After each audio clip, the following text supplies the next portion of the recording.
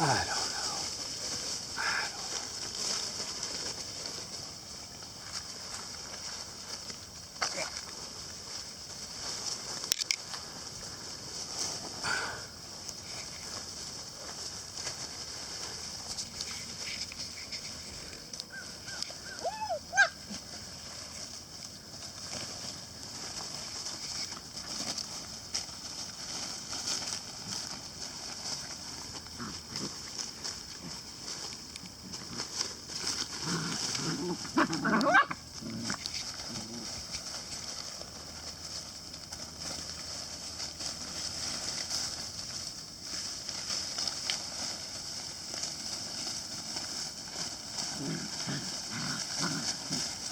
That's what the goose did.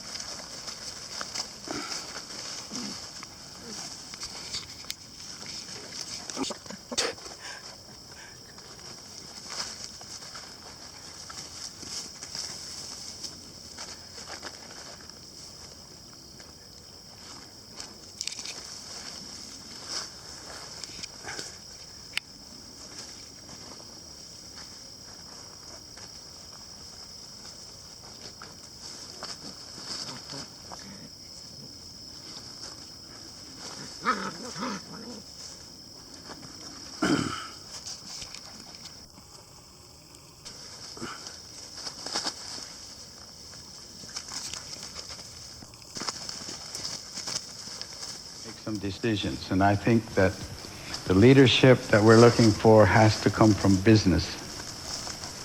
Very, very important now, because business carries more authority, and they carry the economics of the world. Today, we're bound together much closer than we were so many years ago, 1,000 years ago. We're neighbors, and we're bound together by electronics. We're bound together by technology. And the world has become, quote, a market.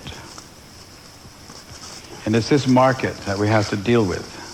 And it's this idea of boundless and endless resources. And when you say resources, you're talking about our relatives. You're talking about our family. Fish are our family. It's not a resource, it's family.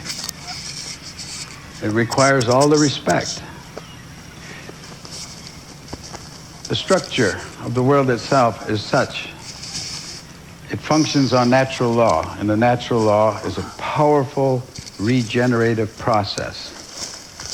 There's a process of regeneration that continues and grows and is endless. It's absolutely endless if everyone agrees to the law and follows the law. But if you challenge the law and you think you're going to change the law, then you're bound to failure. And then that failure will be a lot of pain, because the natural law has no mercy. It is only the law. Where are you going? Yes.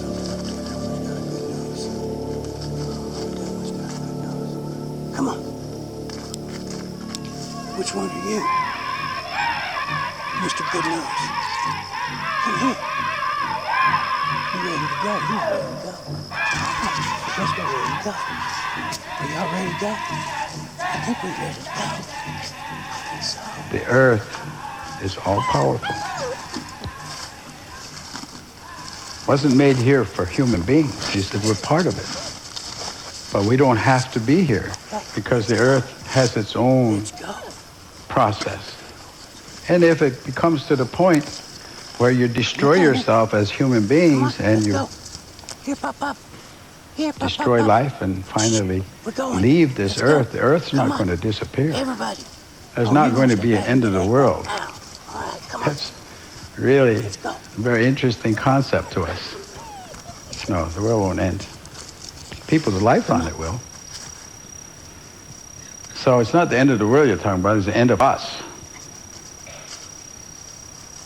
And the world, no matter what damage you think you've done to it, will regenerate. Come on, Pops, let's go. Will re-green. Will redo everything that was here at one time, except there won't be any people. Here, Pop. Because come on, let's go. It's got all the time in the world. Come on. I said, now, as you're coming down the final stretch, you're racing towards the finish, and there is the stone wall, and you're not pulling your horse. You're not stopping. You're in fact accelerating. I said, now, that's the way I see the use of what you call resources. You're using them faster than they're reproducing. And you're headed towards that disaster, and none of you are pulling your horse. I said, take the example of a car race or racing cars. They have a yellow flag. When there's an accident or something, a yellow flag comes out, everybody gets into line, and they slow down, and they have sort of a common sense about that, at least. I said, do you have a concept of a yellow flag? Is there a yellow flag amongst your ideas or your thinking here? And one of the gentlemen, and they were all men, maybe 50 to 60, 65. He said, I understand what you're saying, but to answer your question, no, we can't. We can't pull our horse, as you say, because, he said, we have to show a profit. As a CEO, I must show a profit. If I don't show a profit, he said, I'm fired. Simple as that. I'm out of a job. I have to show a profit. I said, to who? He said, to you, the stockholder. I said, well, are you married? He said, yes, I am. I said, do you have children? He said, yes, I do. Good. I said, do you have any grandchildren? He said, I have two boys. Come on. You see, Daddy. I said, when do you cease to be a CEO and become a grandfather?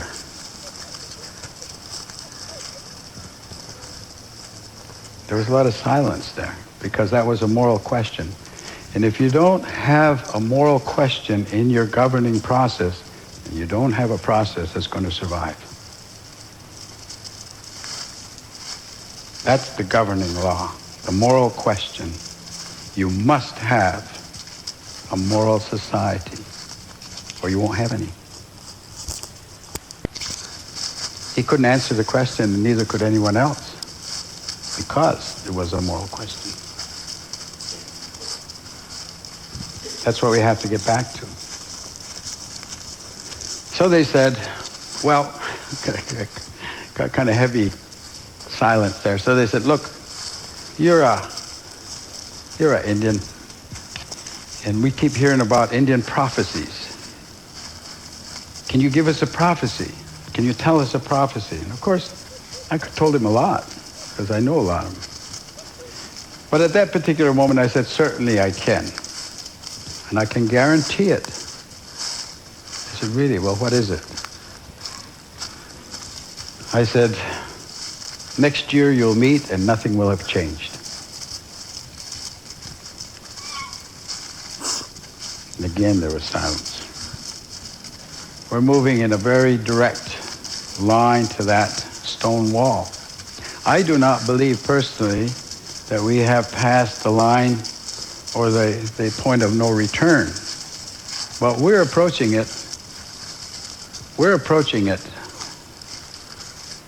And every day that you don't do what's right is a day that you've lost an option. And you're losing your options every day.